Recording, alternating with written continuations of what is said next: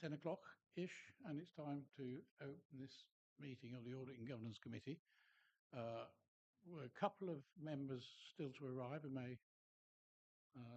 hopefully will join us later. Meanwhile, we are quorate, but the incentive is that if nobody else from the members arrives, that David Brown has to leave at 12:20 for a medical appointment, which is precious things in these days. So we try and get all the business done by then if we can, if nobody else comes along.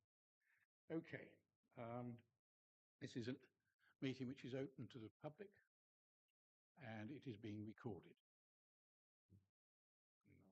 Do any members of the committee have declarations of interest? Yeah. So I've got a few announcements.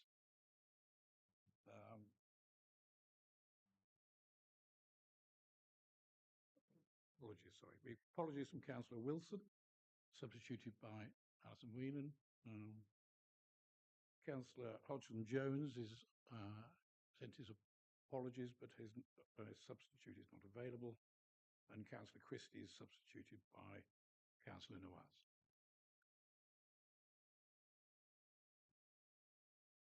Well, there's been a change too to the membership of the committee in the sense that for Peterborough, the representation has switched round, and Councillor Wiggin will in future be the member of the committee and not the substitute as up to now. Okay. On the announcement side, we had a committee development session online on the 10th of September, looking into risk. Very useful hour.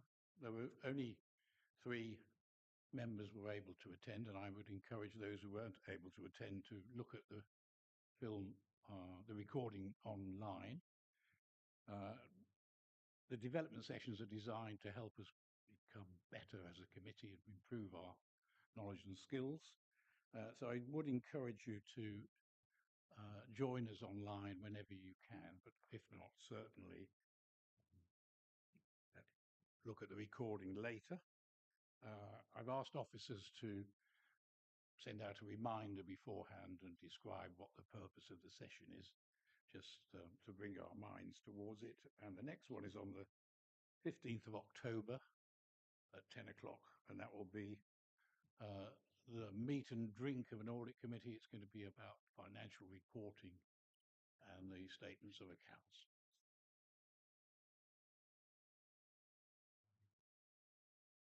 My second announcement concerns external audit. I've got a lot of complicated words, but basically the new government has reaffirmed the position of the old government, and the guillotines will apply to the audit of accounts in local government. And as we've discussed in previous meetings, that means that the accounts for 22-23 will be disclaimed. The auditors EY have started on the work, the lower level of work that's required immediately, and I know officers and indeed myself are providing them with some input. I don't know whether, Robert, you wanted to add anything? Probably not much to add there, really, because we've come back to it slightly at the end of the agenda when looking at the forward plan. As the chair said, there is now a backstop date, as was discussed by the previous government. It's proposed for the 13th of December. It is a certainty now that our 22-23 accounts will be receiving a disclaimed opinion, which is EY saying effectively they have not done sufficient work to be able to form an opinion on the accuracy of the accounts. That is something that will be affecting the vast majority of local authorities across the country. MHCLG and the audit lead organisations have agreed that national wording will be agreed of how that will be presented, how we can present it on our website, etc. Although there will obviously be the opportunity for us to add our own words should we wish to. And it's very important to stress that the Combined Authority has published its draft accounts each year in a timely manner. and it's no reflection on the availability of any one organisation's accounts or their accuracy. It's indicative that audit have simply not had time to do the audit, not that there's anything wrong with the accounts fundamentally. And as part of the forward-looking agenda plan and part of the work we need to do, the audit committee will therefore need to sign off the 22-23 accounts and the disclaimed opinion before the backstop date on the 13th of December. So you'll be asked later on to agree to move your December meeting forward to 28th of November to facilitate that.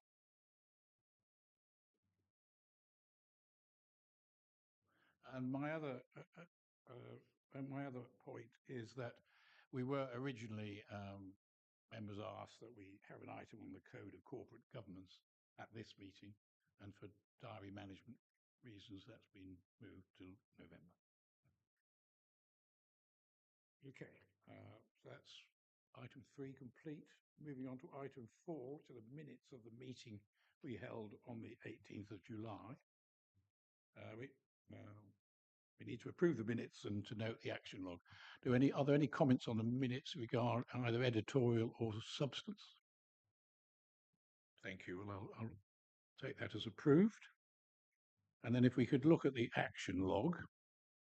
I've got a couple of questions. I don't know if anybody else will have any comments. Just put it on page 9. I can get there. We have a couple of ongoing items, one of which has eluded me.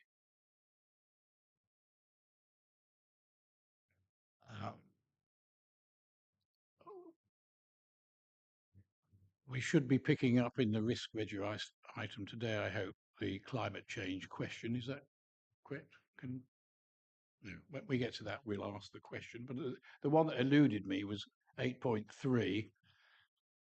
Officers to provide a view on the committee making recommendations to the CA board to change their terms of reference to review, not approve statements of accounts. Rob Emery, can you remind me, is that who is changing those terms of reference? So giving the monitoring officer a chance to jump in, I'll start talking and he can tell me if I'm wrong. Ultimately, it's a matter of the Constitution. It's the terms of reference of this committee currently to approve the statement of accounts. It's a delegated power from the Combined Authority Board. So it would be for the Combined Authority Board to make the decision on whether or not to vary the Constitution and the terms of reference of this committee.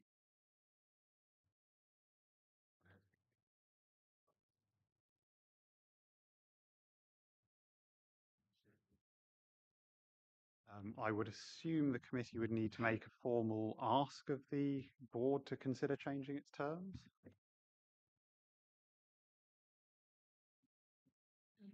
Thank you, Chair. I think it could go directly to the board, but I think as a matter of courtesy, it should probably come here with an explanation as to why those changes are taking place. Give an opportunity for the committee to comment. We can put it to the next meeting if you wish. Yes, please.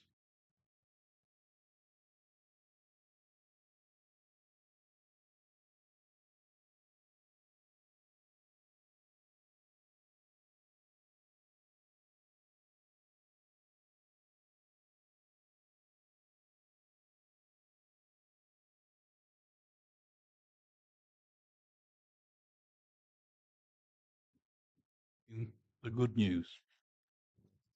Okay. Am I on now? Yes, I am. Thank you very much. And thank you, Chair. Yes, as the Chair was referring to there, Angela would normally come to give an update on the improvement work. Since the last Audit and Governance Committee, we've, as a number of you will know, received a letter from Max Saul, the Deputy Director for Local Government Intervention and Stewardship at MHCLG, that the government is minded not to renew the best value notice for the combined authority. So that is being reported now to Audit and Governance Committee, that we are now effectively moving into a new phase of post best value. But just to refer the Audit Committee to the letter of Max Saul, it isn't a case of, okay, best value, it's over and off we go. There is still some expectations of the combined authority. So whilst they're encouraged by the increasing engagement of constituent authorities and partners in ongoing work, to develop the strategic ambitions for the region and plan to deliver them. It still needs to keep an eye or have a review in terms of ensuring that the CPCA sustains that improvement journey. So that focus on ensuring that change is embedded, and we know we've previously seen an audit report of substantial assurance in regard to the combined authority doing that embedding work, but just make sure that that is continuing to take place, and also those strong partnerships are still there across all levels.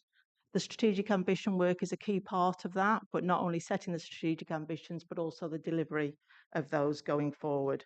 And the MHCLG have requested that they continue to work with the combined authority over the next 6 months just to review progress in those main areas to support that. Also, within the letter, they have recommended that the IIB continue in some form. Their recommendation is to continue until January. The Combined Authority is looking at that with, in fact, a proposal that should be going to the Combined Authority Board to look at recommending that to continue beyond that date in order to continue to support the authority and make sure that that is that reporting that strength of support as well for the combined authority as we move on into a business as usual phase. And also there will be, as I say, an ongoing relationship with MHCLG over the next 6 months, and that work of the board will help support the information flow back to MHCLG as well. In terms of closing down phase 3 of the improvement programme, there is an appendix attached which sets out that the intention is essentially that these items are now moved into directorate business plans, so they become actions that can be monitored and reviewed as part of directorate business plans and completed through that process for those small number of actions that remain, but a number of them will be ongoing as well, and they will continue throughout the combined authority. In terms of the post-best value work, there is a table attached as well in the appendix that looks at that, and that tries to look at the next steps and how we can continue to embed good practice and improvement across the combined authority, and again within the business as usual parts. So the main areas are that we reflect and learn, and as I mentioned, formally closing down phase 3 and ensuring the activity continues to progress. Also recognising the better never stops is more than just a strapline, and the focus on the future transformation, the changes, the improvements, that these are owned by the senior management team and through to the members as well. And looking to the work, as mentioned within the letter, as I say, of the shared ambitions and the priorities and partnerships for the region. Also the work that we continue to review and we test the effectiveness of what we do. So in terms of the review, we'll be looking at the governance, the policy and the processes, which I anticipate this committee will be interested in, but also how we test that, if there's any ways through surveys, both internal and external audit, and any other external reviews that might be necessary. And how we share learning, not only the learning we can gather from other combined authorities, but even some of the learning that we've done going through this best value notice, but also some of the improvements that we've been able to put in that we can share back with others, the single assurance framework being one of those key improvements that the combined authority has done and which is now starting to be replicated in other areas. And as I mentioned about the role of the improvement board going forward, looking to see that as more of a support and advisory board and revise the terms of reference in accordance with that. That has been discussed with the improvement board and will now be discussed with the CA board as well. So that's the update from me. Thank you, Chair. Thank you, Janice. The Chief Executive is with us this morning in the 1 and 9s. Rob, did you want to say anything before we dive into the item?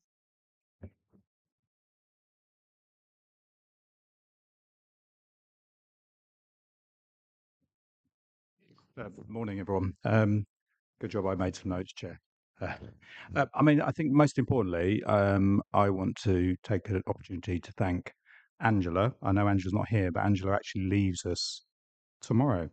So actually, on the basis that her role was around our improvement journey, and I know that Janice has made it clear that, you know, we don't stop, we continue to be a learning organisation, but the role and the work that Angela has been doing for all of us sort of changes, and we need to embed as an organisation what we do as business as usual, rather than having to be sort of a separate piece of work. So I wanted to just put on record a thank you to Angela. But I just think, in respects of the conversations I've had over recent weeks with MHCLG and with the Improvement Board, you know, the trajectory, the work that's been done is exactly as described in the letter from MHCLG.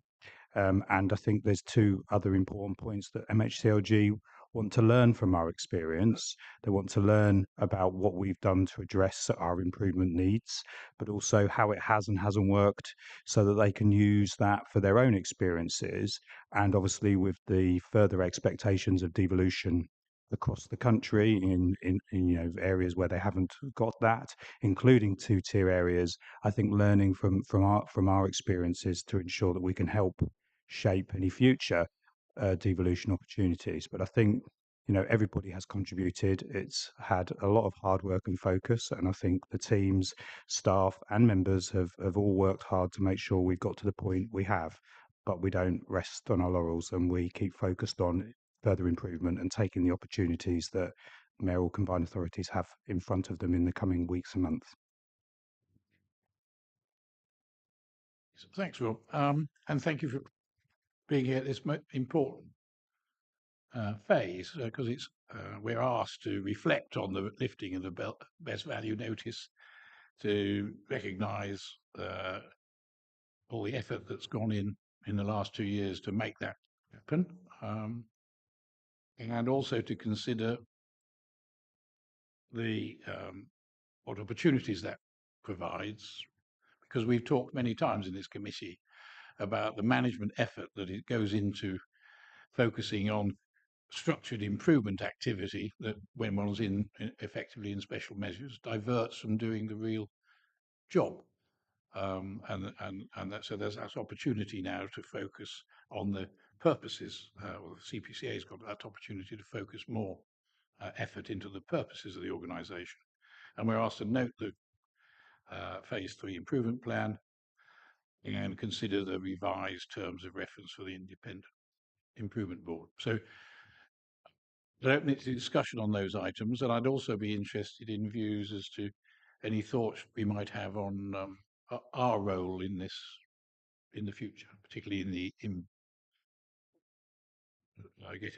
achieving assurance on the embedding nature of the improvements that have been made. So would anybody, with that, lots of preambles from 3 people, anybody like to chip in?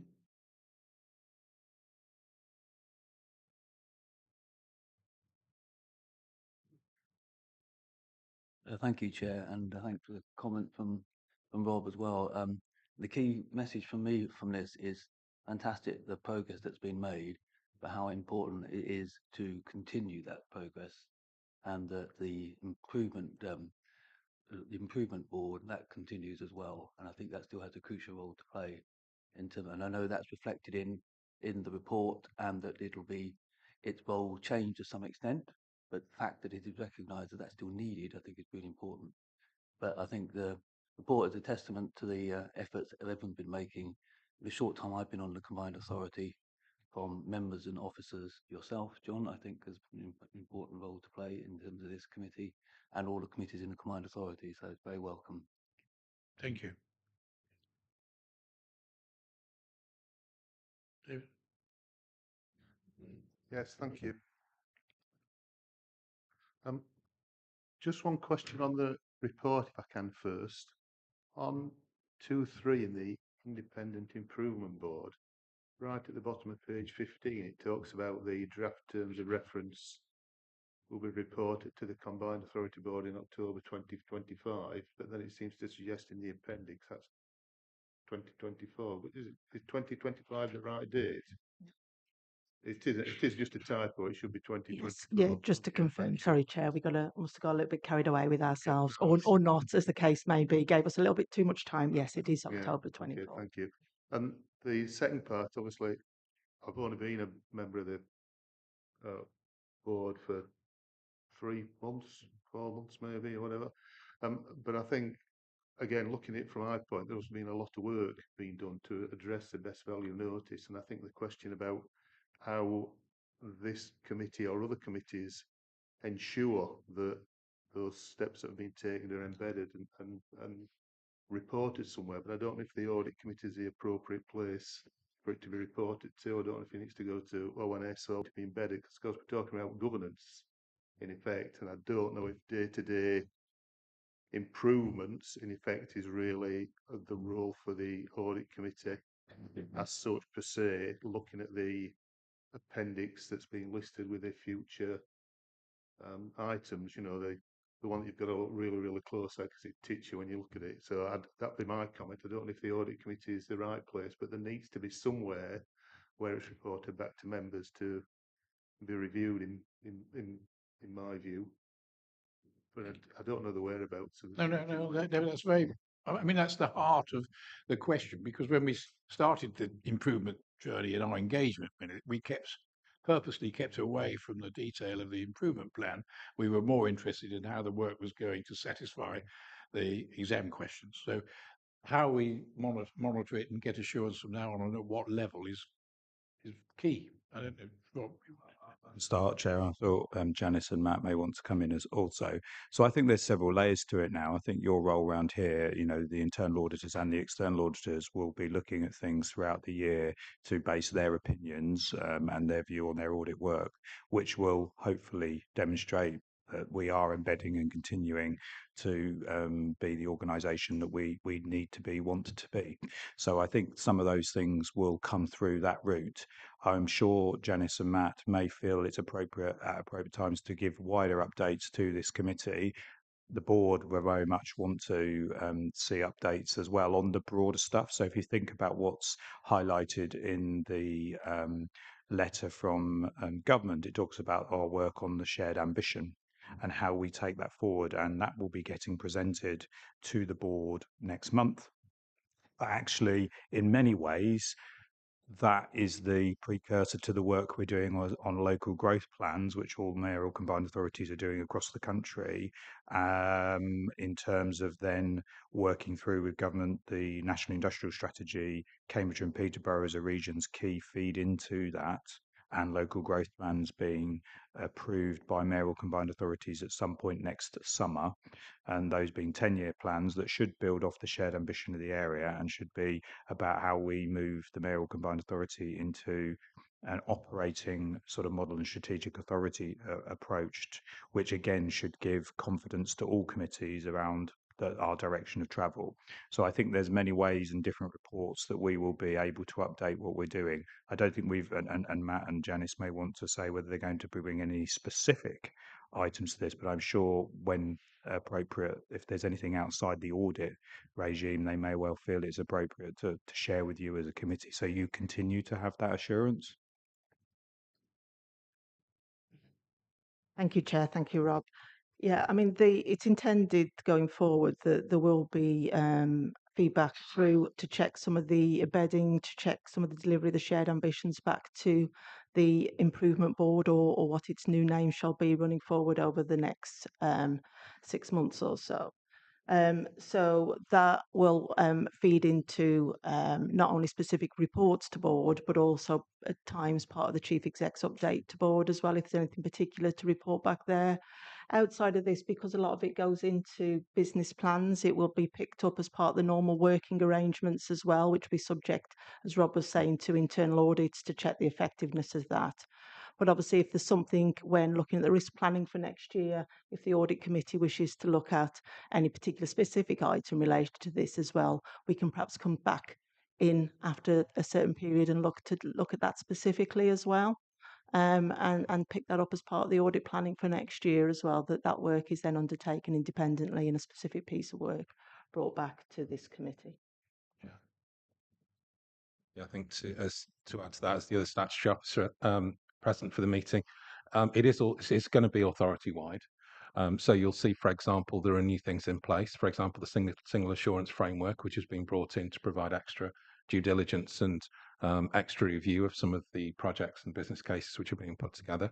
There will be the role provided by this committee in terms of reassurance, in terms of risk and otherwise, and there'll be some particular attention being paid to certain matters by the scrutiny committee as well, which will have its own its own work plan and may have other things referred to it. As it says in the report, there'll be the chief executive's update to the main board, and that may cover some issues as well. Basically, it's something that's going to be continued under review, and as has been mentioned, is embedded within the authority. So it's a case of each sort of part of the authority will play its part, I think. Thank you. Thank you. Yes. Can I just add on that? Because while you were speaking, I've just made some notes about where the audit committee will probably get some information. And of course, I'm presuming the improvement plan taking forward will be included in the AGS in some shape or form when we get to see that next year as work that's been done. And again, also Janice mentioned internal audit, and maybe that's something that next year internal audit could already be putting down something in their work plan to do a follow-up review about the improvements and like saying how they've been embedded. And of course, also, if I remember rightly from the procurement report that we're going to be discussing later, I think some on the corporate risk register, some projects have to be included on there by default. I seem to recall, so we get that information as well. So again, obviously, like you've said, from what you've said, there's nothing specifically going to come back from the committee, but we will see some oversight in various bits and pieces about improvements. Yeah. And no doubt if it all goes pear-shaped, we'll get involved again. Mm-hmm. Yeah, I think we won't have the last aside in the minutes. Thanks very much, because we don't want any more pear-shaped. Are there any other comments? Because I've got some points I'd like about this, how we perform our role in the future. But are there any other comments in any other aspects of this, and what we've heard from Chief Executive and his colleagues? Okay, yeah, I think the nub is exactly that. How do we, without interfering or moving out of our remit, make ourselves satisfied that we aren't slipping? Because that's my personal experience of this is that a huge amount of effort goes into getting to a new place on the map, and then business as usual takes over, and one forgets to keep a broader eye on the map. When I started this a long time ago, one of my concerns, which remains really, that the audit committee were outside the organisation, and we don't get the texture you get if you're involved in it from day to day. And when we started the audit committee journey, we used to get a oral update at each meeting from the chief exec or the director of resources equivalent on hot topics and bringing us up to date with what's going on in the authority to give us some understanding of that. And I wondered whether, and the improvement reports we've been receiving perform that function in a way and in a structure and in depth which we hadn't seen before. I'm not suggesting we want them again, but there wasn't any need for another sort of insight as to what was going on in the authority. So I wondered if officers would think about having a standing item on the agenda, which is a 5 or 10 minute oral update on activities within the combined authority that are topical and concerns, and maybe we can use some papers that are written for other purposes, say the update to the board, just to be clipped to the agenda, and that would give us that feel of how things are going rather than formal in addition to the formal steps that we do in our normal business. And lastly, I think an internal audit review of embedding, or the embedding process for next year, should probably be on the work plan for 25, 26, because it is that internal audit insight we can see the processes are working. So that was the sort of my thoughts on what might happen. How do we feel from that, officers and members? I think if I may, Chair, it's within your terms of reference. You obviously set your own work plan, and if we can find a practical way of being able to do that and to get the information you need without you getting overwhelmed with copies of reports and so on, then we'll certainly go away and have a look at that and come back to you with something. Okay, Thank you. Yes, Joe. I mean, Matt and Janice, I'm sure can pick that up. The other thematic committees do get, most of them get some form of director's update at the beginning of a committee, which does very much that. And as you know, at the board, there's the chief exec's update as well. So it would be consistent with what happens in other committees. So I don't have a, I think that's fine. I think I'd also add that, and I'm sure Dan will touch on this later, but in the last few months, there has been an internal audit review of the embedding and where we are with the improvement program, I presume, first go at it, and it's been really positive. But again, just because it's really positive doesn't mean it shouldn't be revisited at the right time. And so I don't think there'd be any concern about that. But I think it'd be worth reassuring that the first review of where we are has been incredibly positive. Okay, thank you. Well, I think we have a way forward, and if we could now make this as a standing item, as a update on CPCA activity, and we can use that as a sweep in, and then we can see how we go from there. Okay, thank you. Thank you for, I think that completes the item. Welcome to Chris and to Jeff. That's quite all right. We were going to be in for it at 12:20, but we're all right now. Thank you. We may not need extra time anyway. So that was item 5. Item 6, Nathan, you're going to introduce your paper about the internal audit actions. We have had, I think we've only actually had one formal paper of updating on actions hitherto. Partly, I think there weren't the number of actions and reports that needed to be considered. So this is a first time out, I think, to note and have a look at the way that the combined authority implements internal audit actions. Yes, thank you, Chair, and good morning, everyone. So before I start, I'm really sorry about this, but there's a slight typo in 2.1.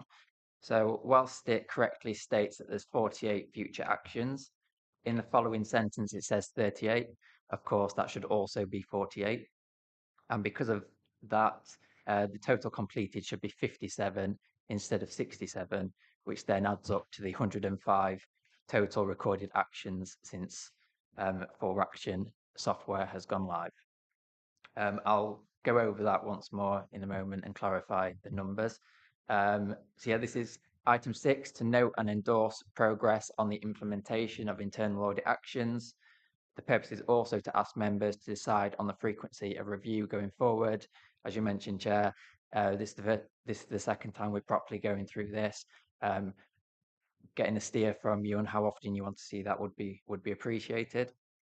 So it was agreed at the last committee that a report on progress would be presented here because of the need to monitor progress more closely. Appendix 1 is the internal audit tracker dashboard, which is a summary of the stats from our 4Action software, showing live actions by the report name, by categorization, so whether it's a high, medium, or low risk action, by owner, which is something new that we've added on your request, the number of overdue actions, and which actions are due in the next 60 days.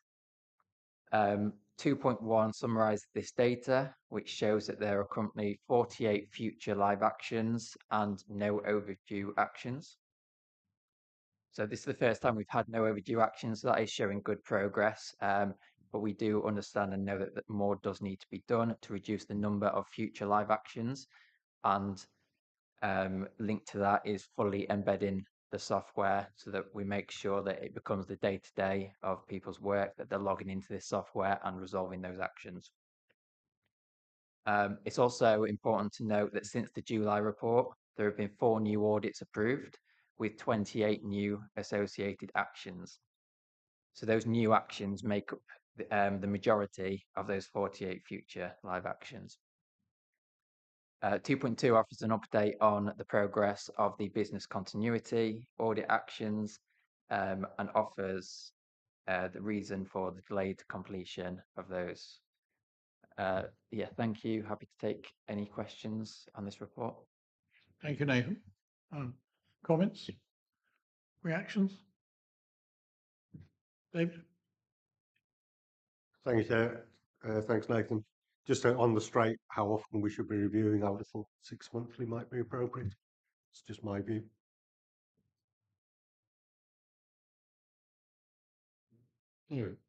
David? Yes, thank you. There's a reports about monitoring progress on the implementation of the internal audit actions. In effect, this report being introduced on time, there's none overdue.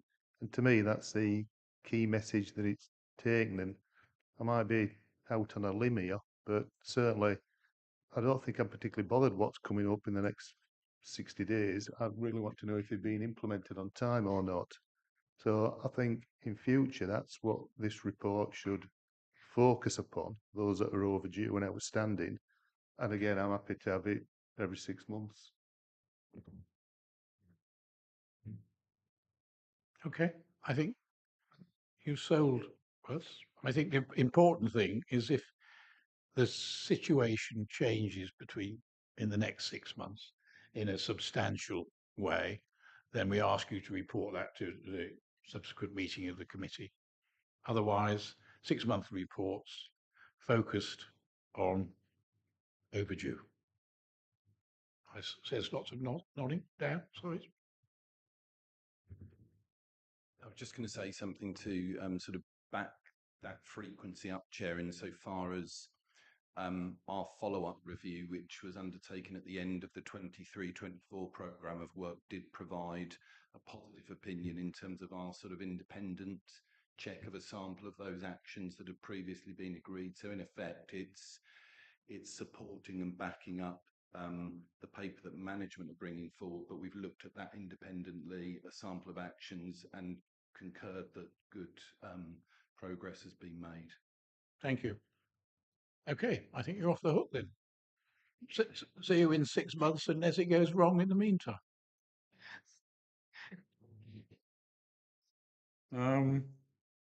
Okay, so that was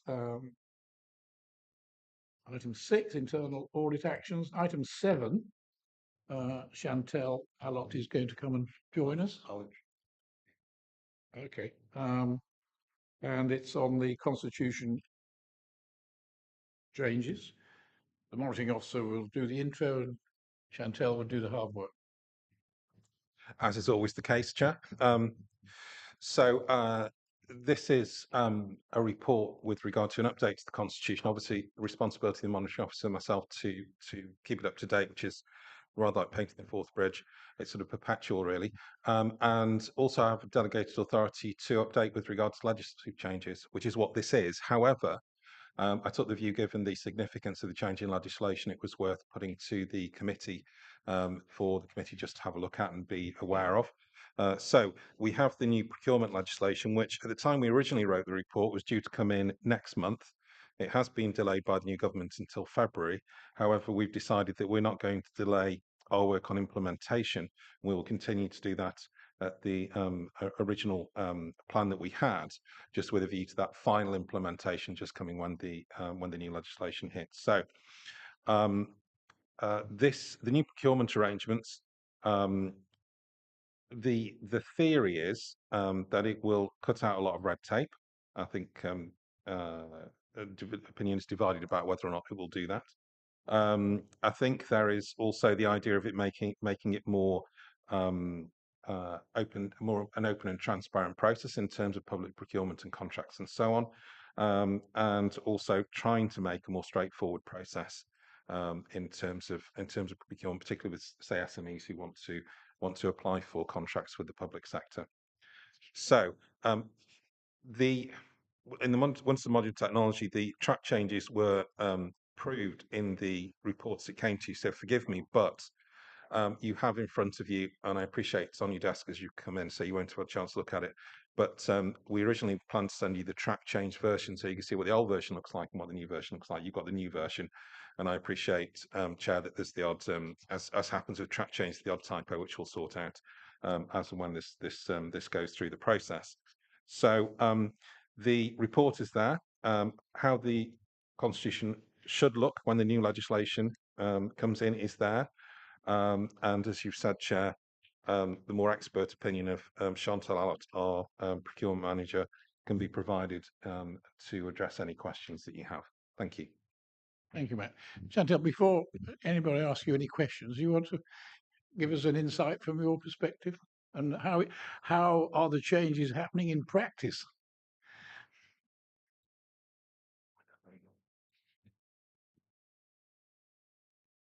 Ron. Yeah, we are working through it. We will be ready when the legislation comes through. I think it's quite a positive change overall, but there's a lot of hard work that needs to be done. You want to expand on the impact this has had on you and your team? Well, we're going to need a lot more resource. It's a lot more notices and admin burden on procurement teams across the country. So it is going to have an impact on teams. So we heard from my right that this is reducing red tape. We're hearing from the people who do the work that it's adding. There's a lot more for us to do. But in terms of the procurement processes and actually getting into contract with suppliers, SMEs, it's cutting the red tape. Okay. And how does senior management know how your job is doing? How does senior management monitor the performance of procurement processes? How do you monitor the performance of the procurement processes? I've currently got a project plan, but they hear from me a lot. Okay. They can't escape me, sorry. Chair, if I may, we have presented a report to the senior management team and with regard to the changes that are coming in. They've seen the project plan. We're looking at, we've put some provision in the MTFP in terms of a budget pressure for the software to be available to assist with this new process as well. And clearly, we've also set up a training plan with regard to officers so that officers across the organisation will be au fait with what the new rules are. The legislation itself, even if it had come in on October, envisaged a sort of 6-month introductory period anyway. So even when it comes in February, there'll be a little bit of time. What the delay at central government level has allowed us to do is just give us, whilst we're still going to get on with it as we would have done, it just allows us that extra little bit of leeway in terms of just making sure everybody's up to speed. Clearly, we currently have some vacancies in Chantal's team, which we're going out to recruit for. And we're also introducing other things as well. We're trying to expand the use of contract management lists. We're obviously recruiting for a contract manager as well to make sure we can keep an eye on those things and assist colleagues with regard to their contract management responsibilities. Thanks. Thank you. Okay, well, just to remind us when we have this discussion, which we're about to have now, that we're being asked to recommend to the board that they approve the changes. So we need to be satisfied in our own minds that we've reached that level of knowledge. So who would like to start? David, did you want to, you said you had some things you wanted to raise? Yes, thank you. Other members will not be aware, but I've sent an email through to Chantal with a number of questions which she's responded to, and I'm happy with the responses. So I don't intend to go through all the questions again because that's a pointless exercise. We have had a discussion, but there are a couple of other things after I've seen the responses come back. One is all procurement activity, irrespective of value, undertaken electronically? Correct. Everything will need to be through an e-tendering portal. Okay, so even if you're going to buy, obviously an item for a couple of pounds. No. So it's anything under 5k. So anything under, okay. What happens below £5,000? Officers are required to raise a purchase order.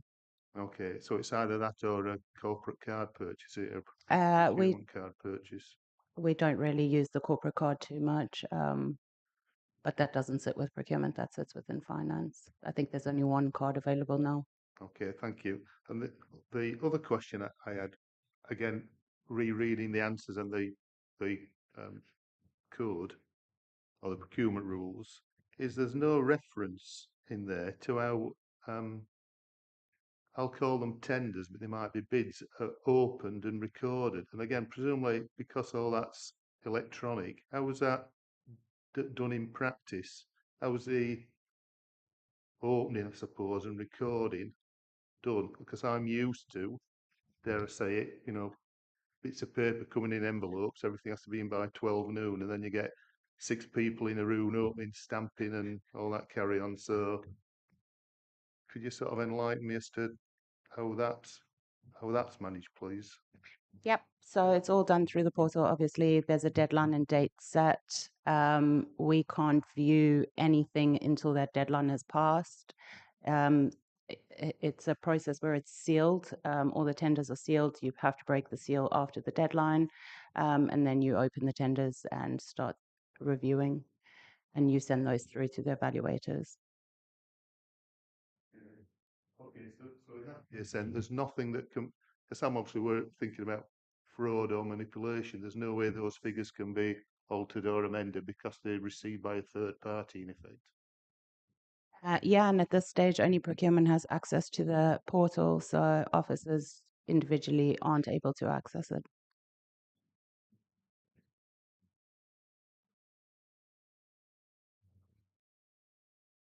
Thank you, David. Any other comments or questions, or are we numbed by the volume? Joe. Yeah. I just wondered, I'm sorry, I haven't had time to research this. I just put the link together of the two things just now, but I recently came across a company that whose business model is to sort of accredit companies to the various, you know, because I suppose when you're taking on a procurement supplier, there are sort of many things that you have to check to be sure that they're sort of compliant. So, I mean, are we sort of making use of those kind of third-party organisations to make the process simpler? In terms of accreditation, it's only when it's required from the bid. So I know a lot of our net zero stuff, they need to be Trustmark accredited if we're taking on installers and stuff. So we do use those accreditation companies. But in terms of checks, we have a mandated SSQ, which is a standard selection questionnaire, and that is all done on the portal. So procurement review all of that. Okay, thank you. Okay, I'm just being numbed by going through all of this. Can you, Chantel, where does it say in the Constitution regarding the performance of the procurement system within the CPCA and its monitoring? Because it all seems to be about the processes and individual events. But how and I am aware that in the past that members of the CA board have had some questions in their mind about the procurement practices. Is there anywhere in the Constitution amendment which talks about the review, the overall behaviour of the procurement activity within the CPCA and the review and monitoring? If I could pick that up, Chad, I think it falls within sort of the general reassurance that was provided by this committee in terms of what we would put on the risk register, what we would look at in terms of the general assurance framework. Also, as well, if we thought there was a particular issue, all members did, then it may be something that scrutiny would look at on a sort of a deep dive basis to be able to go into more detail if they thought was an issue. One thing that will come up, which will be more apparent, and I think we've alluded to already in our discussion, is that this process will make the whole idea of how contracts are managed and KPIs far more transparent. So there'll be a way in which people can see that. And then if there are issues, they can obviously be raised and they can come through the correct channels. So it doesn't necessarily hit it per se, but it falls into the general overall assurance that's provided with regard to all of the work we undertake. I'm not sure you've left me feeling happy. Well, I would always want to see you happy, Chair. So On that basis, the committee is open to make a suggestion if they want to receive as part of a report every, say, we talked about a report every 6 months on risks and so on. If you wanted to put something to this committee every 6 months just to cover basic points over procurement and about contract management, then happy to do that. Yeah, I'm not sure that quite captures it. The internal auditor. Again, this might not fully satisfy you, Chair, but I mean, for example, with delivering a procurement internal audit at the moment, that will be subject to sort of a regular discussion, depending on how well the new Act lands and whether management feel they want some independent assurance. Obviously, it's within the gift of Janice and colleagues to procure through the internal audit programme some independent assurance as well. Okay. And the waivers and exemptions, how are they monitored? So they are done through the corporate performance report, I think it's called, and that goes to leader strategy. It goes to chief execs. I think it goes to overview and scrutiny and potentially CA board, and that's done quarterly. I mean, we shouldn't hold up what needs to be done in the constitutional sense.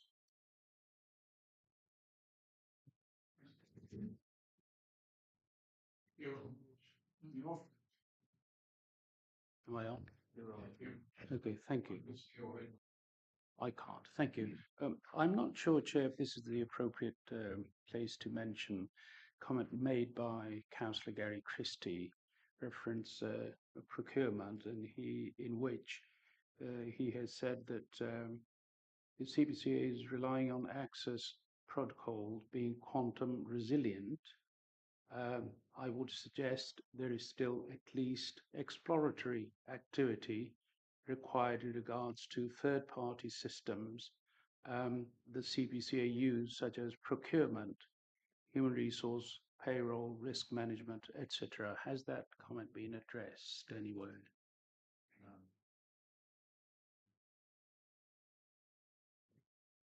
Yeah, we can talk about it a bit more in the cybersecurity part later, but fundamentally, it's relatively early days for quantum-enabled computing and its effect on classic cryptography. The current advice from GCHQ is effectively for local authorities to wait and see what happens. The danger is early adoption of non-accredited systems is greater than the danger of not moving at this time.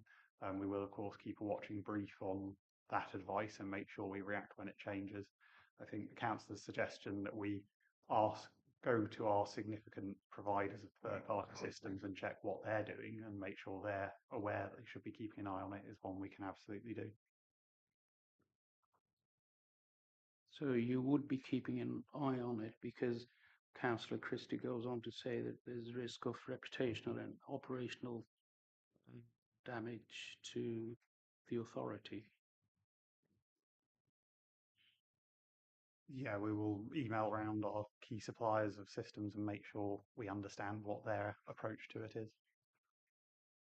The reputational damages, I think, a broad point about cyber attack will have a reputational issue on us if it is successful, regardless of whether that's through quantum cryptography, breaking encryption, or the user clicking on the wrong link.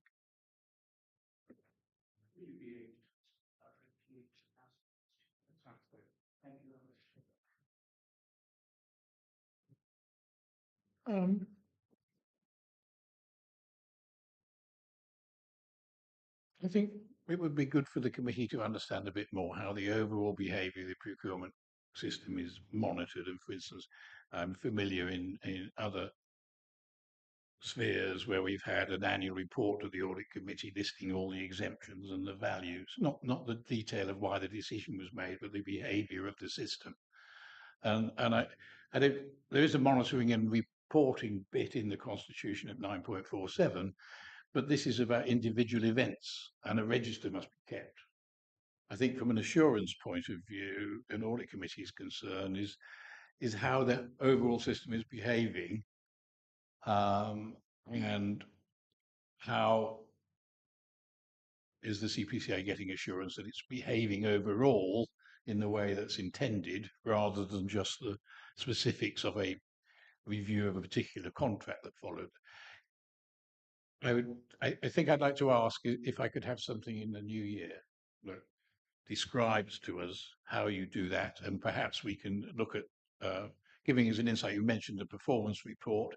I think we need a bit more clarity on how the behavior of the procurement system is functioning and how it is monitored, rather than individual events itself, and particularly about the exemptions.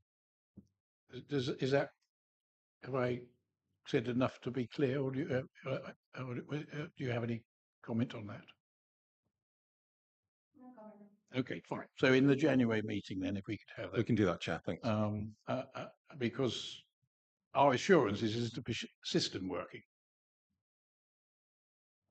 Thank you, Chair. Yes. Can I just say that obviously the waiver points interesting, because we've had an exchange about that. But the other thing that's almost self-reporting is the challenges that come through from contractors and suppliers about the way their procurement regimes work, if people feel aggrieved about where tenders have been marked and whatever. So would it be possible just to include in the report that comes forward anything about any challenges that have come through from suppliers about any procurement?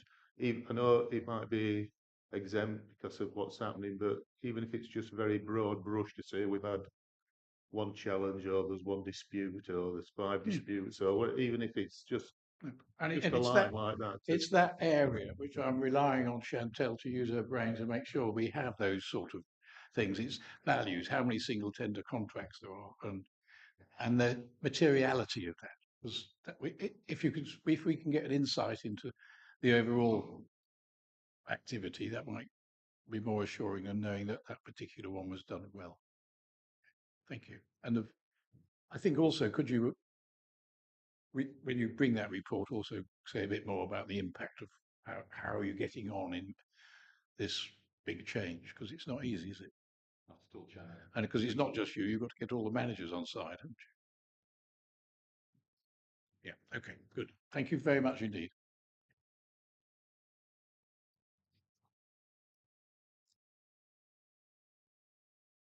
I therefore assume we're happy to recommend that the board approve this on the 16th of October. Okay, thank you. I forgot that bit. Okay, internal, item 8 now, internal audit progress report. Thank you, Chair.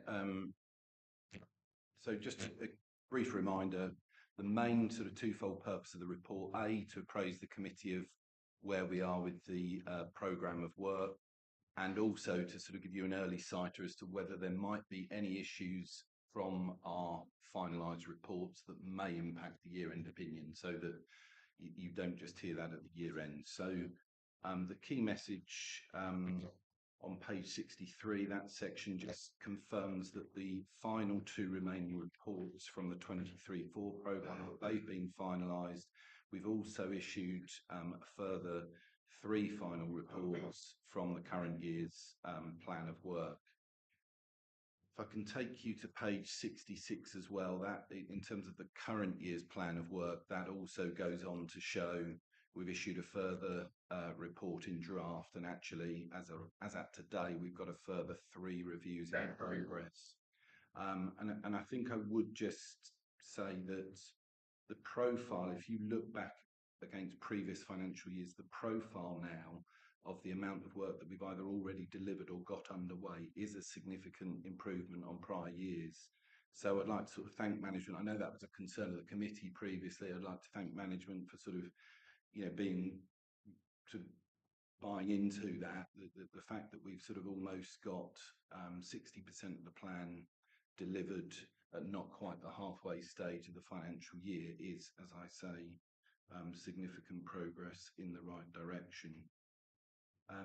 In terms of the 2 reports finalised from last year, the committee sort of seen the headline findings from those reports in our annual report that came to your last meeting, so I wasn't explicitly going to sort of mention anything there. In terms of the three final reports, so that's the data quality, the GDPR, and the improvement plan review, I think really just to sort of back up what Rob said earlier, that obviously that is a very good result in terms of the improvement plan audit, a substantial assurance opinion, no actions were required from that review. So obviously that's to be welcomed. I have said at the top of page 67 that and that's in terms of the sort of the impact on my opinion, that obviously we did have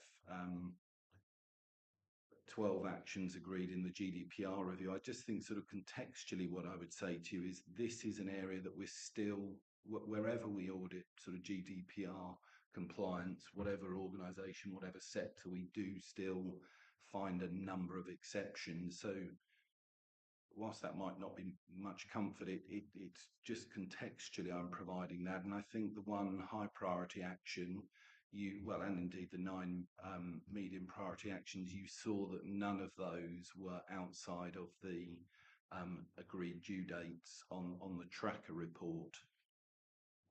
We also have the opportunity in our follow-up audit, which is in February, to look at the progress that's been made on that GDPR review. So whilst I've said it, I will sort of note it in my year-end opinion. I may also be able to note the positive progress that may have been made because we can look at that in our follow-up. Final couple of comments from me. I think top of page 67, it is appropriate to mention the fact that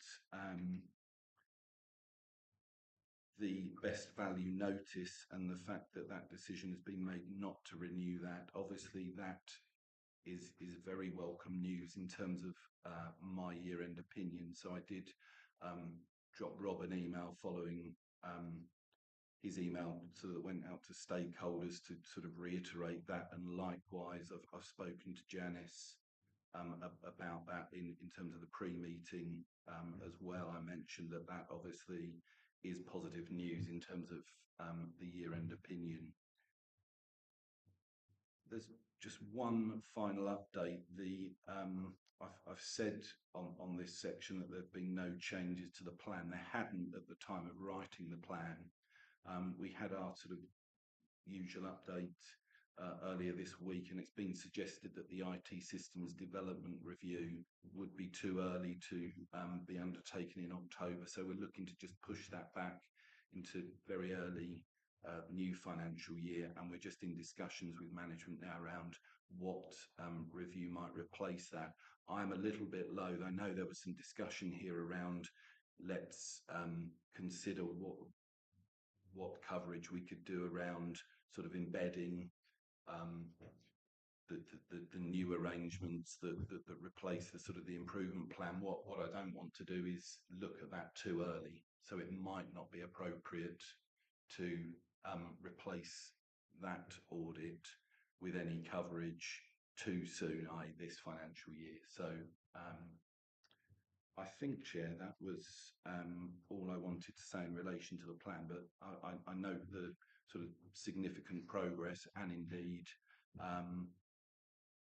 the positive opinions coming through from our work year to date as well. Thank you, Dan. The officers wants to say anything before I open the floor?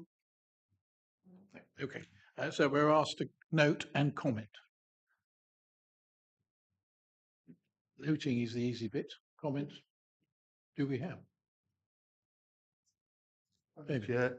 Yes, can I go back to page 66, please, and the GDPR audit and the 1I action that's been made, without going into a great deal of detail? Could you just give a clue as to what this might be about?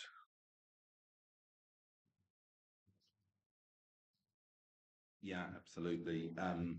So I think this was a specific requirement of the actually under Article 30 of the GDPR guidelines. A record of processing activity sort of needs to be in place, and it wasn't in place.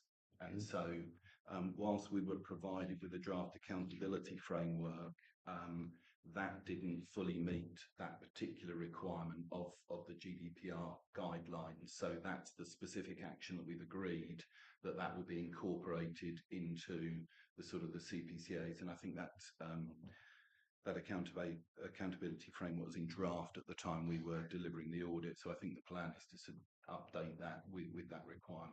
Okay, so it's a compliance issue in effect then. Okay, thank you. Can I then go to page 67, if I can? And after the 3 bullets at the very bottom, you've made a statement, we would like to give you the opportunity to consider how frequently you receive these feedback, post-assignment survey requests, and whether the current format works. Is that a question for the audit committee, or is that a question for officers? Sorry, you're quite right. The latter. It's more so for officers. For officers, okay, thank you. Okay, fair enough. But can I just ask another question on that then, please, if that's all right? One is that survey forms always completed and returned. No is an acceptable answer. No, they're not, and I would say that, speaking frankly, that's not specific to CPCA. That is that's a challenge that I think the profession probably has across the board in terms of feedback. To be fair, we do get feedback on our audits. It's probably less official than coming through a formal survey. It will be face-to-face feedback, and we will get regular feedback from Rob and Janice in particular in our monthly meetings that we hold. So I would say the way we're sort of operating that, it's less formal than the survey response is being completed. Okay.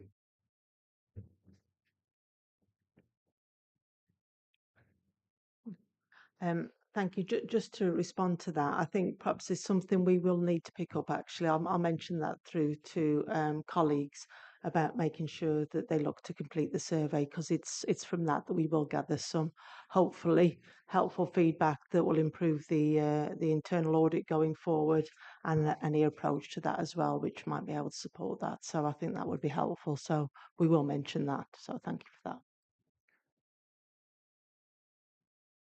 Any other comments? No. Okay. Well, thank you, Dan. And I think too many years I've been on audit committees, but I've never known one where internal audit was this far advanced at this stage of the year. So to all the people who make that happen, thank you and well done.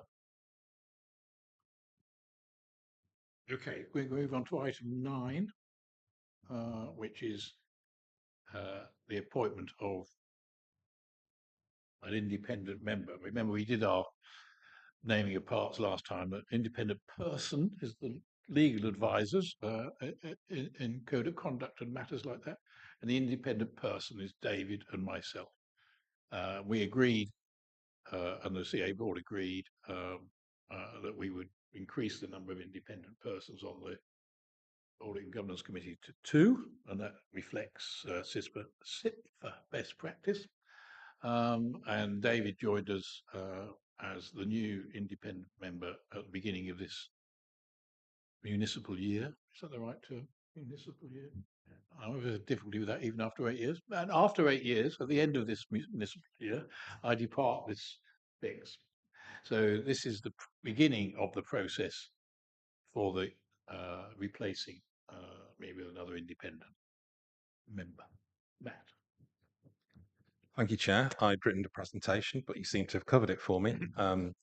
And forgive me if I talk about you rather than to you, but this is just the report to kick off the process for the appointment of the new independent member for the committee, with a view to trying to get that person in place for the next municipal year. As the Chair has mentioned, there's an 8-year term which has come to the end for the Chair next year. And we need now to start off the process for an ultimate appointment by the board.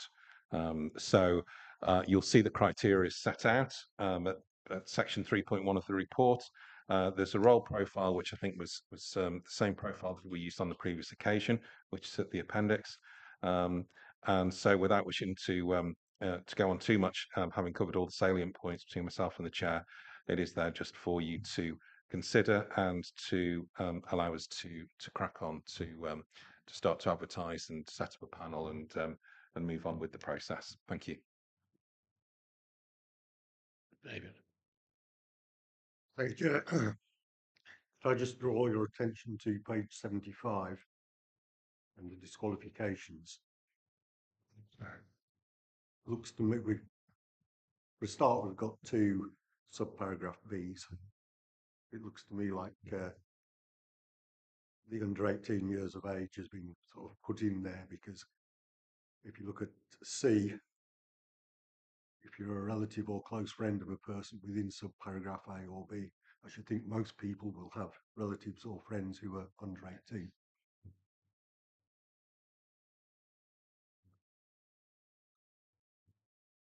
It's David's eye that we've missed. I will add my other comment to that, which is right at the bottom, the top, back up to the top, where D, A, B, C, and D, I think we got back to independent person again. So yes, there's a few typos and a bit of tidying up to do, which is the request really to allow the monitoring officer to kick off that process, involving me as necessary on the way.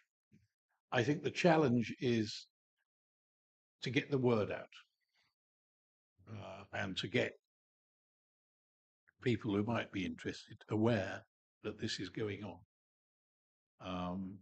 And I have had talks with Janice and with Matt about how we can, or how the CPCA can make a bit of a splash about this opportunity. I think particularly in the wake of what the CPCA, my personal view this, on the wake of what the CPCA has been through and the importance of audit and governance to the people of Cambridgeshire and Peterborough, and that we want to keep on with the good work. Therefore, we're looking for, there's something that's interesting here where you can make a contribution to our communities.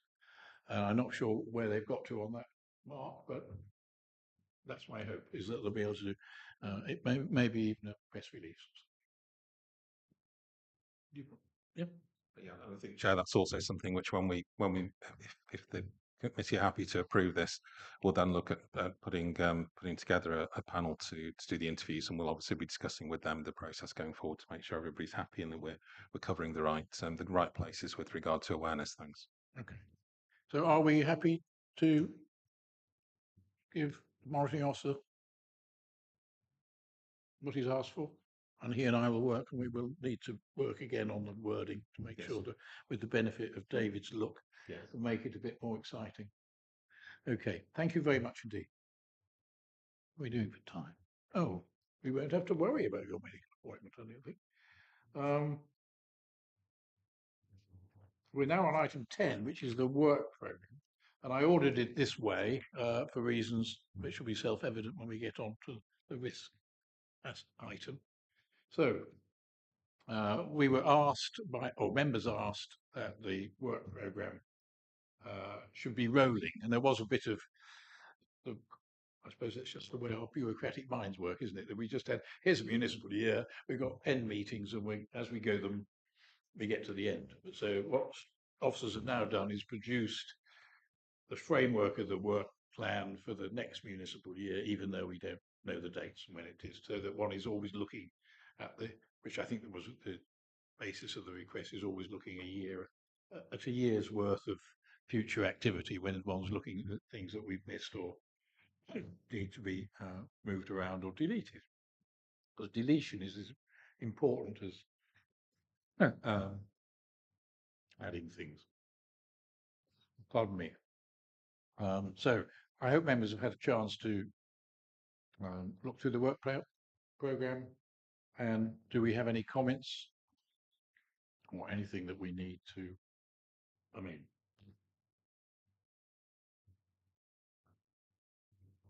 all quiet.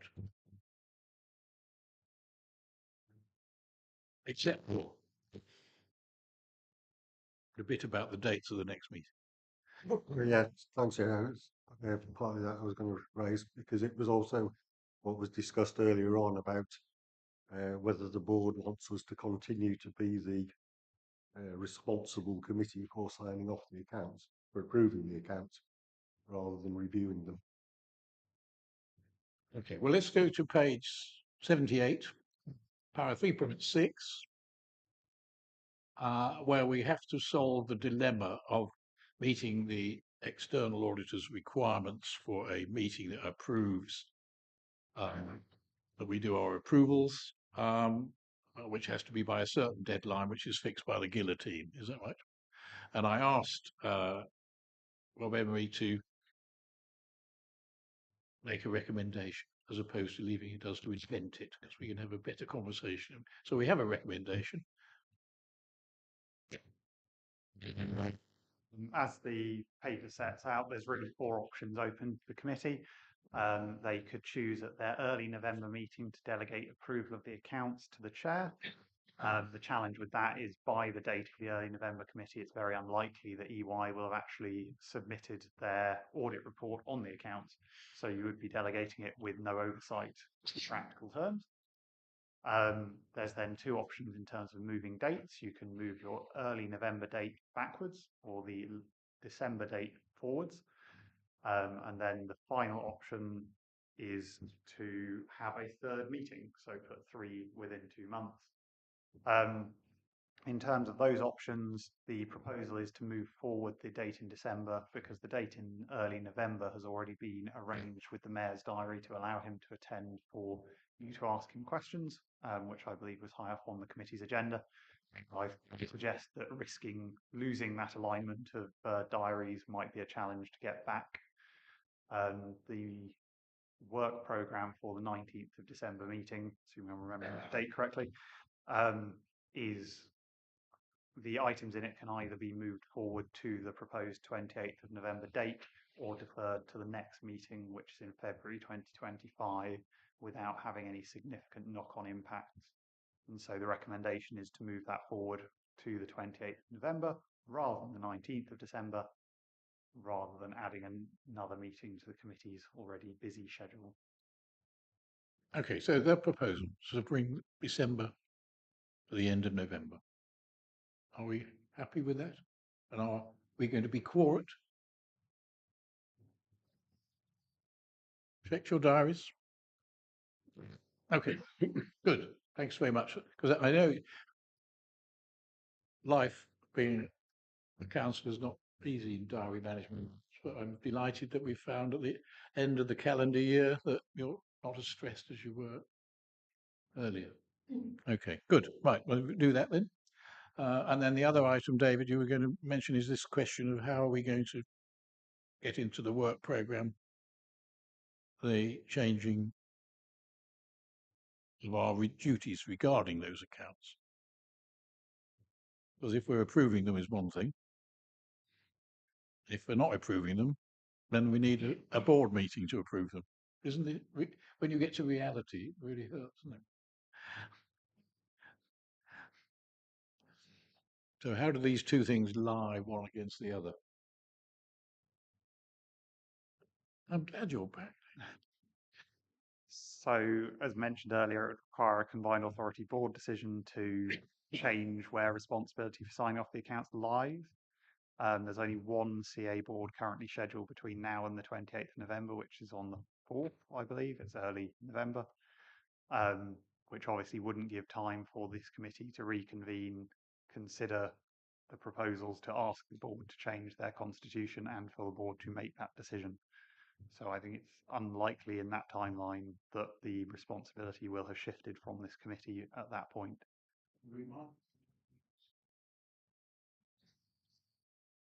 So I must admit, when we've talked to the combined authorities nationally and our local authority colleagues locally, there's a split between where responsibility for it lies.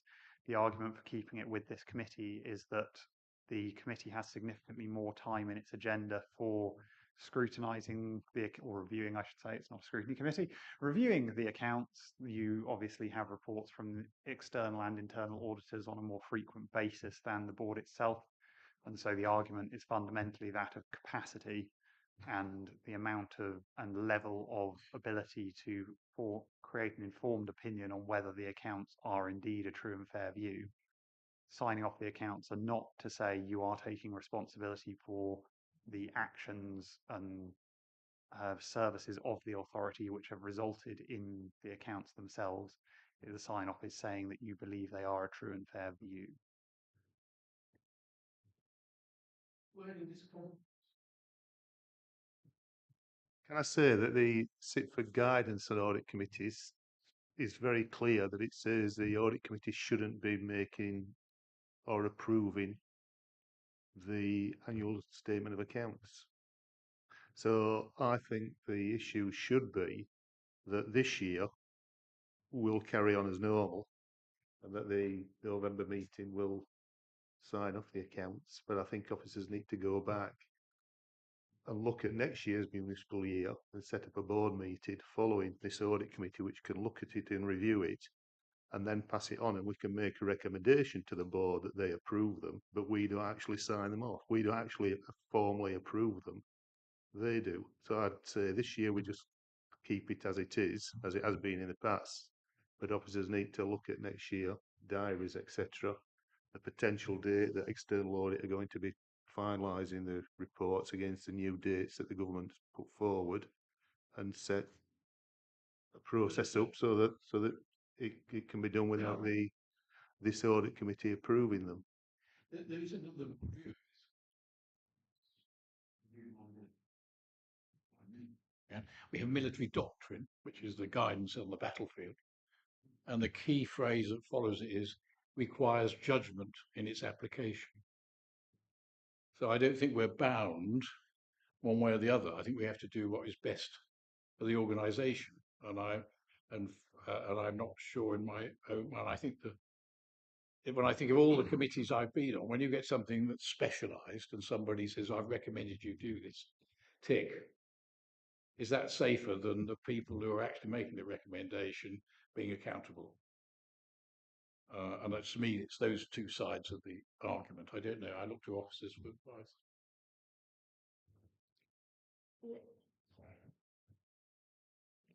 Yes, thank you, Chair. From my experience, it's never gone on to council or to executive to sign off the accounts. It's always remained with the audit committee to do that. Well, the audit committee to review and to recommend. The signing off of the accounts obviously is through individuals, but it's for the audit committee to review and recommend. And we have looked at this as well through recommendations that have come back from. I was just trying to find the note on it, which is why I was just looking away. To try and find the requirements. So the requirements of the account and audit regulations are that the accounts are considered by full council or a committee of the council for them to discuss and approve the statements. So this will be the audit committee as a committee of the council in the view of this. And the wording of the Local Government Association guide, again, as you mentioned, Chair, its guidance, is that whilst the statement of accounts is owned by the full council, many councils delegate the approval of the audited statement to the audit committee, and so their role is vital in demonstrating corporate ownership and governance over the accounts preparation process and their subsequent audit. So that's the recommendations that we've looked at, or the guidance we've looked at from the LGA, and also the wording with the Accounts and Audit Regulations 2015 for that. As I say, it's been my experience, it is through audit committee, and then the final letters of representations are signed off by myself and yourself, Chair, in support of the accounts. So that is what I am used to in my experience and how it has operated in authorities that I've worked at. So where did we get on this journey? How did we get on this journey? I mean, what is created? I mean, it's clearly key and fundamental issue, and it is not universal in the way it is applied, regardless of the various guidances. Because but how did it get onto our agenda? Why did we start questioning it? Can we remember? Was it me? I believe so, Chair. Well, it was my reluctance to be charged with approving anything. I wouldn't have raised it like that myself, but I believe it was a question from you to the Section 73 at the time over were you the appropriate person to be signing off the accounts, given this committee doesn't have an executive role. Okay, that sounds more like me, doesn't it? Okay, well, I'm sorry I opened Pandora's box. No, you were already on, now you're off. No, press it again, press it again. You turned yourself, there we go. Yes. I'm just wondering, does this committee have the necessary expertise to sign off the audit?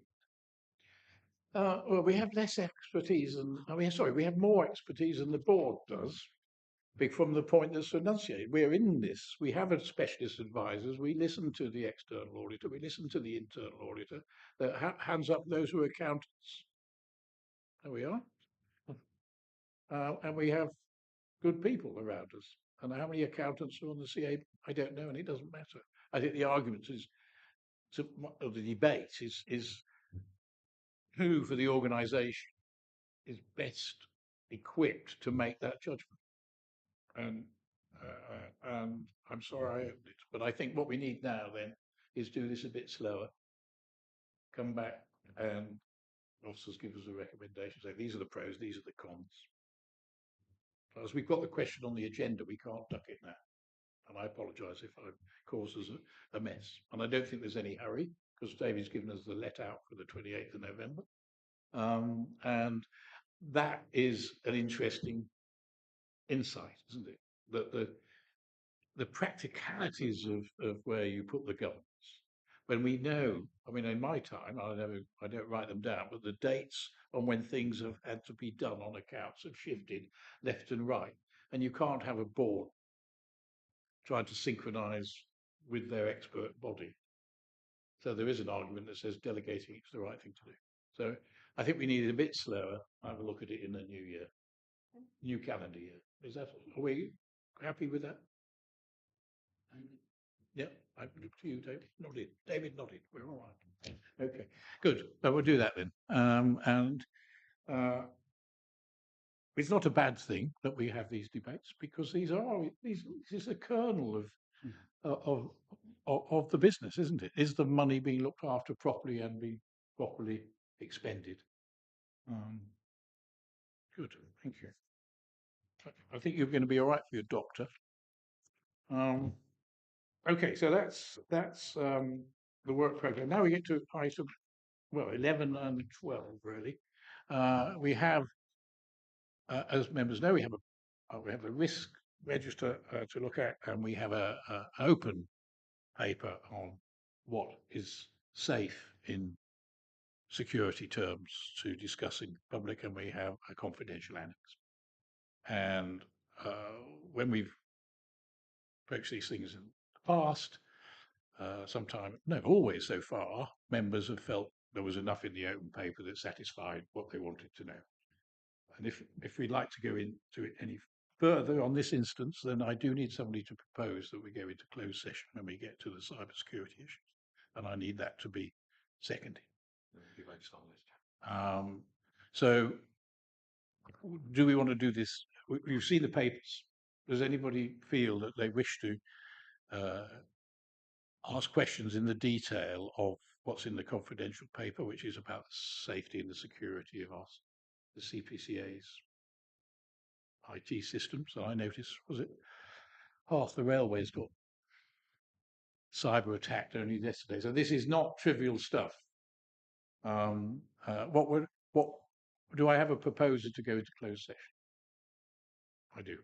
Do I have a second? No, I don't see a second. Do I see a second? Well, yeah. Okay. Okay. So those in favour? I don't necessarily.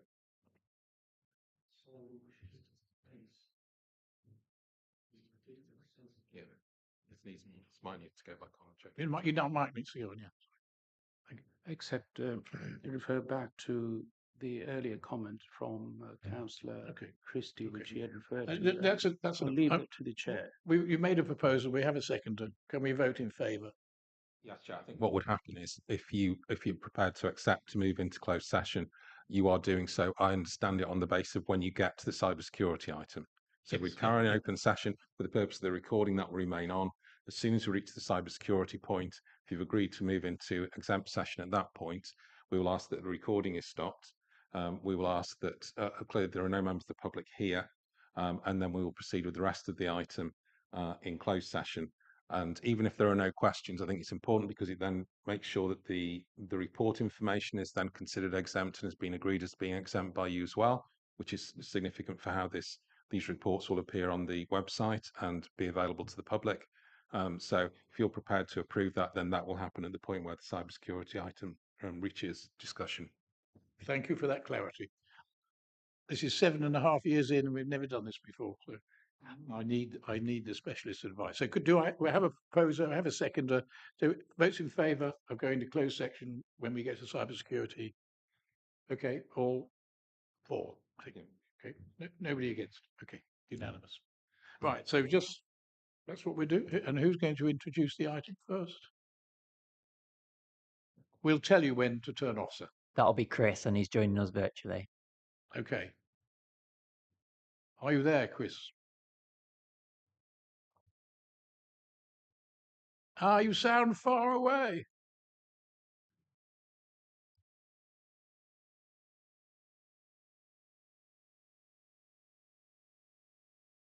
You are now. Now you're working at it. It's good.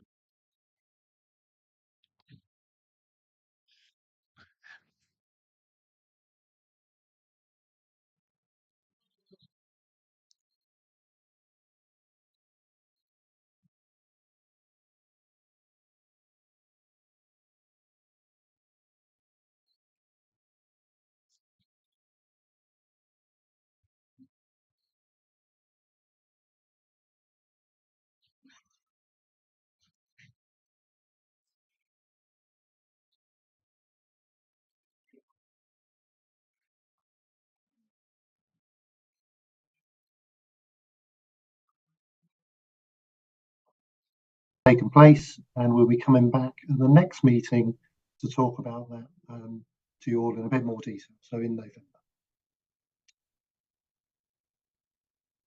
Risk register and risk heat map. So this is the appendices 1 and 2. So there's 14 corporate risks on the register. Since the last meeting, there's been 3 additions relating to the Ely to Milton interchange.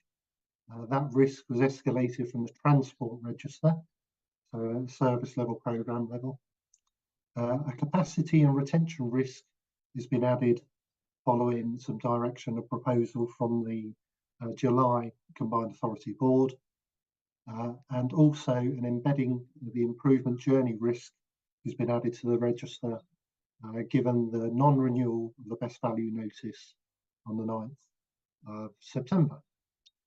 The embedding the improvement journey risk has replaced the best value notice improvement plan related risks related to value for money governance, culture, and future viability of the combined authority. Since the last meeting of the committee in July, and following your direction, a number of changes have been made to the register. The inflation risk has been reviewed.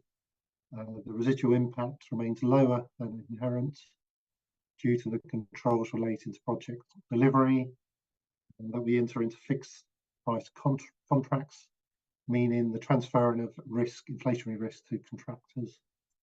A control has also been added that mitigates the impact of inflation where the risk is with the CPCA. The culture risks have been reviewed, and controls, there have been increased controls, reflecting the discussion in the last meeting. As just mentioned, that risk has now been closed and included in the embedding risk improvement journey risk. Future controls such as whistleblowing policy that was noted in the minutes would be any updates there would be added to the new risk. Again, culture and governance risks were linked on the register, Going back to the earlier discussion with the actions at the start of the meeting, we've had a look at putting on the additional climate change risk relating to the climate change activities that are within our control. Now, although we did start, we've got the risk, it's not a full risk. So the controls and the actions haven't been added, and we made the decision not to come to the committee with sort of half a risk that hadn't been fully thought through. But we have been looking at it. That will be added to the register when we come back in November. So just to make you aware that we have been looking at it. It's not in a fit for purpose state at the moment. So we made the decision not to bring it this time. Also, there was abbreviations that have been removed throughout the register. Risk deep dive, cybersecurity. So this is Appendix 3. We mentioned that the last committee, it was requested that a deep dive into cybersecurity happen in the September meeting. You will have the supporting documentation to look at, in particular detail around the controls and actions, and also information around the security architecture. The risk itself was identified and added to the register back in April last year. The inherent risk score was very high, maximum critical impact, very likelihood. Residual score, now that there's 11 controls and I think it's 5 actions in place, is deemed as immediate risk with a moderate impact and an unlikely likelihood of it happening. The risk is within the risk appetite as well. It is also noted that the dependency of this cybersecurity risk also marries up with some of the internal audit work that we're doing. That's noted in Control 11 in Appendix 3. The committee also asked for some information around guidance, really, so sort of a good practice around guidance and to doing deep dives into risk.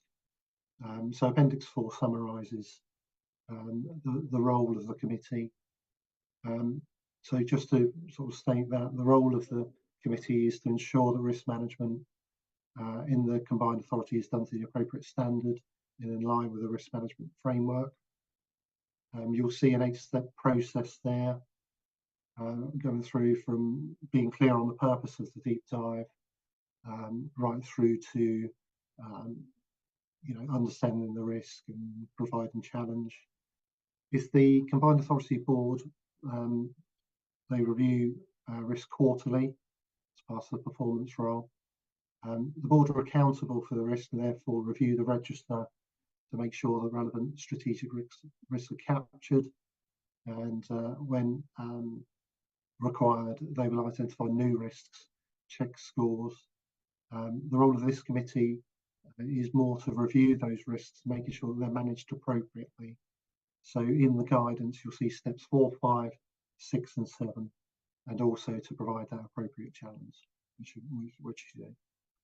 Ownership of the register, so this is sort of operational ownership, sits with the chief exec of the organisation and the corporate management team, and the roles and responsibility of all these forums are noted in the risk management framework as well. Of course, we go to CMT every month, reviewing the risks as well. 2.4, the next table is around scheduling deep dives. Again, they're the ones that we've laid out, but obviously it's the committee. It's up to you to decide if you want to change the schedule, bring anything forward. We mentioned climate change, for example. We moved a bit later. You might want to move that one up, given the information from earlier. Last point, just to reiterate that we do an annual risk appetite statement exercise. So this is with the corporate management team.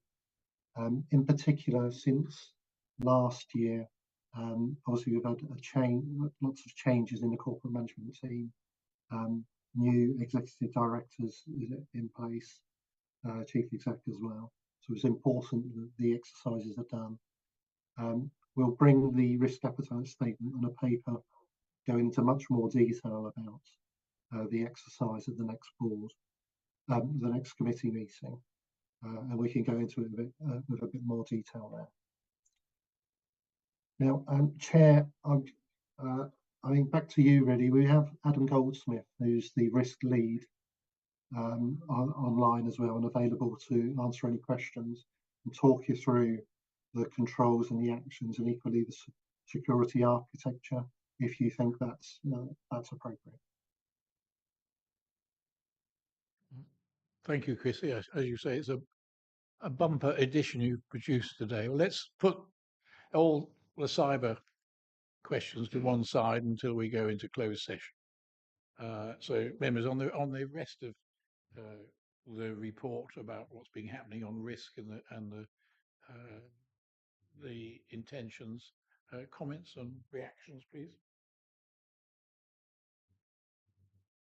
We were asked to endorse the register and the heat map and to note the risk appetite statement, and later we'll do the deep dive. And climate,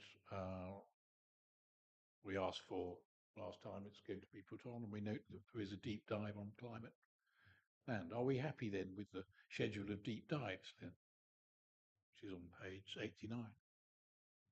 Next is future funding, then management of underspends inflation, transforming cities, and then climate. There's a is that about right? Too much, or do we just want to take them step at a time and see how we feel after we've had a few? I'm interpreting the nods that people are content with that.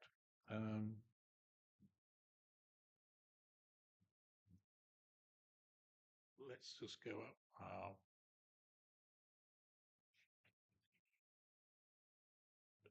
Yes, David.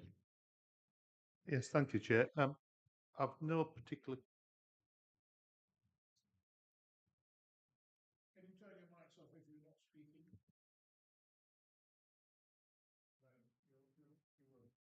Thank you. I've no particular questions about the detail within the risk register report that's been provided. But can I ask, is there a link somewhere between the corporate risks that are being identified and the overall strategic objectives of the CPA, i.e. these aren't in isolation to the direction the CPA is heading in, so that everything that's an objective, should we say, is either within the risk register, either at an operational level or at a corporate level, and there aren't any that are being missed.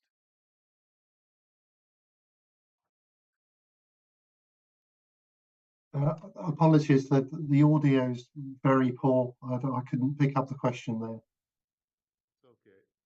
I'll just email the question. That's okay. There's a lesson here that this isn't the best way to do something like this, unless we can have the technical whiz kids improve the networking. Because although we could hear you, Chris, it was a bit echoey, and if you didn't, David Harwood will email you his question separately after the meeting. Are there any other?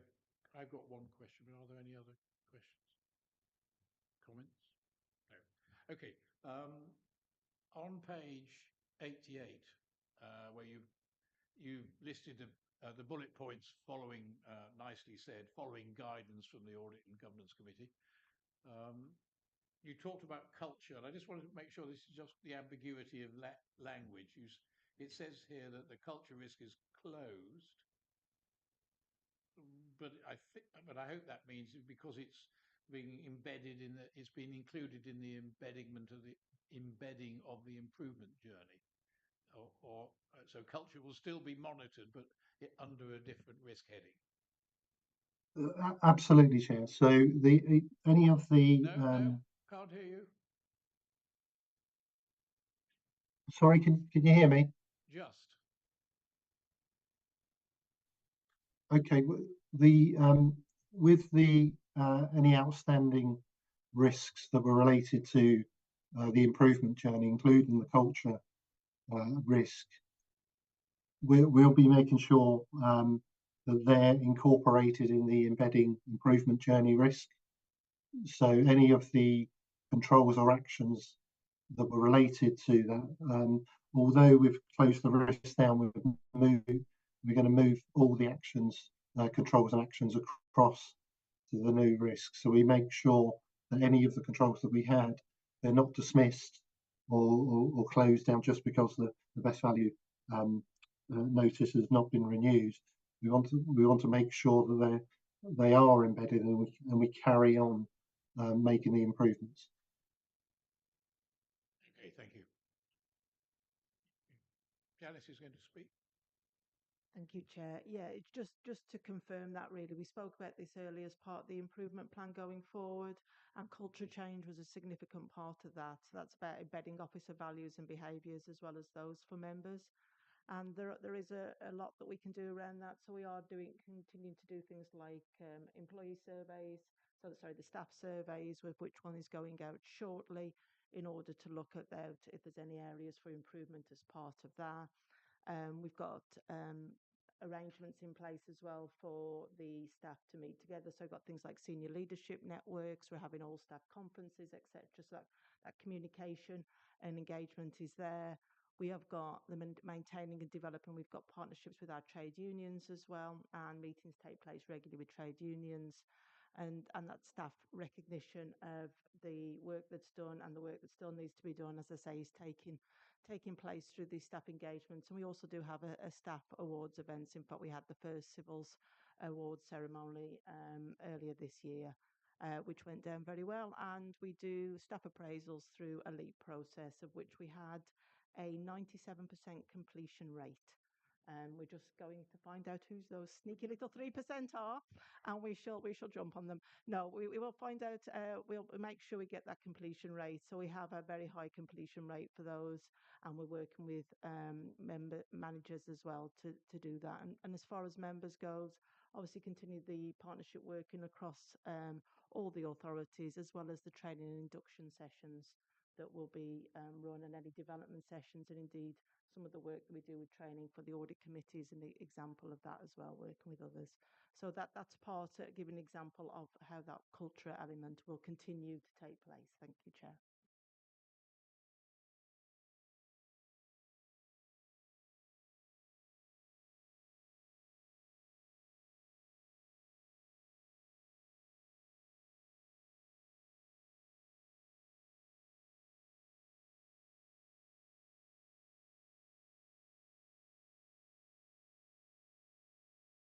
Shall I do it?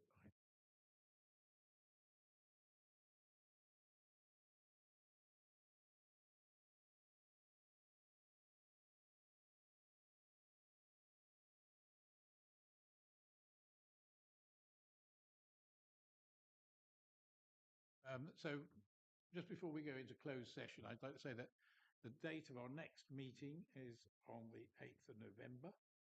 And don't forget, the 15th of October is the development session on financial reporting.